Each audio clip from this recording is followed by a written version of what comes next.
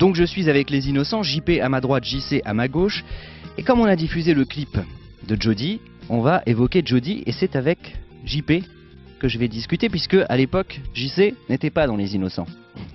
Comment veiller à un premier succès comme ça au top 50? C'était en quelle année? C'est sorti en fin novembre 86 et de façon assez miraculeuse. Un mois après, toutes les radios le jouaient. C'était vraiment instantané, quoi. En plus à l'époque c'était la FM, l'explosion de la FM, donc enfin on est à la fin des années 80 là pourtant, mais c'était vraiment un hit qui passait tout le temps à la radio, quoi. C'est vrai que c'est un peu c'est le pic dans l'industrie du disque, peut-être. Je crois que c'est le moment où vraiment, années 70-80, il y a eu les gens avaient pris l'habitude vraiment d'acheter des disques. C'est devenu une grosse industrie, et donc c'est vrai que il y a eu ce petit moment 85-89, je crois à peu près, où des gens sortaient juste sur un 45 tours, on pouvait tout à coup se retrouver très explosé médiatiquement. Les chansons passaient beaucoup à la radio. Il y a plein de groupes qui ont explosé à ce moment-là. Entre Jody et les premiers succès des années 90, il y a eu du temps quand même. On s'est remis au boulot sérieux. En fait, l'arrivée de Jean Crine nous a un peu fait atterrir. On a reposé les pieds sur terre et puis tout à coup on a remonté les manches. On est reparti pas à zéro parce que le nom quand même existait déjà et puis que les médias étaient bienveillants. On avait une bonne cote, je crois que les gens avaient beaucoup aimé Jody, il y avait un truc comme ça. Bien sûr. Donc ça nous a sûrement servi à ouvrir des portes après, mais c'est vrai qu'on s'est remis au boulot vraiment quasiment de zéro, quoi. Mais parlons-en justement de la scène et de Jody pour le coup avec JC. Là vous allez être en concert, enfin vous êtes en tournée, hein. Est-ce que vous la jouez sur scène?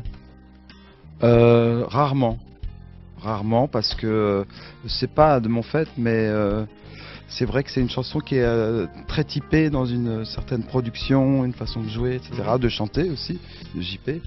Et on a toujours eu un peu de mal à l'intégrer. Alors, mais enfin, comme on ne s'interdit pas grand-chose, il est possible qu'on la joue, mais c'est plutôt très rare. D'accord. Et la formation sur scène en ce moment, c'est quoi les Innocents? Vous êtes combien? On est très nombreux, puisque voilà, je crois que tu es autour des Innocents qui sont tu es au centre des Innocents qui sont sur scène. On est deux, on prend beaucoup de plaisir à jouer de guitare, de voix. On est très proches l'un et l'autre, et je pense que ça nous aide aussi à être très proches du public. C'est agréable, c'est les Innocents d'aujourd'hui. C'est une belle évolution en tout cas, je trouve, par rapport à justement aux années 90. Oui, et puis on joue quand même des chansons qu'on a composées et écrites ensemble. Je pense que les gens sont contents aussi de voir comment c'est foutu une chanson. En fait, on joue le squelette des chansons, comme on les a composées, comme on les a pensées. Puis c'est vrai qu'une bonne chanson tient guitare, voix, piano, voix. Et ce que j'allais vous dire, c'est les Innocents à nu en fait, hein, là sur la tournée, qu'on pourrait appeler acoustique, une tournée acoustique en gros. Pas vraiment acoustique parce qu'il y a de l'électricité, mais c'est un peu le principe, c'est une formule un peu épurée, quoi, on va dire. En tout cas, on les a encore en mémoire, les chansons des Innocents, hein, croyez-moi. Merci les gars, et puis bonne route en tournée. À bientôt sur Mélodie. Merci les gars, merci Jean-Christophe Urbain, merci JP Nataf, à très vite sur Mélodie. Je vous rappelle que le nouvel album des Innocents est en bac. Alors